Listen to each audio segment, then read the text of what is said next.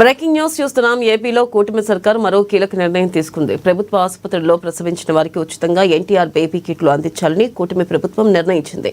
శిశు ఆరోగ్య సంరక్షణ కోసం 2016లో టీడీపీ ప్రభుత్వం ఈ పథకాన్ని ప్రవేశపెట్టగా ఇక ఆ తర్వాత వచ్చిన జగన్ సర్కార్ కొన్నాళ్లు అమలు చేస్తూ నిలిపేసింది.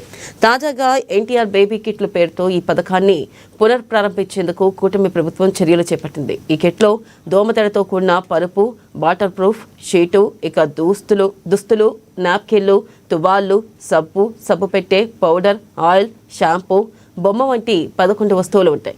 ఇక 26 జిల్లాల్లోని డిఎంహెచ్ఓలు, డిసిహెచ్ఎస్లు, జీజీహెచ్లకు 2 ఏళ్ల పాటు రేట్ కాంట్రాక్ట్ పద్ధతిలో కిట్లు సరఫరా చేసేలా టెండర్లు పిలిచారు.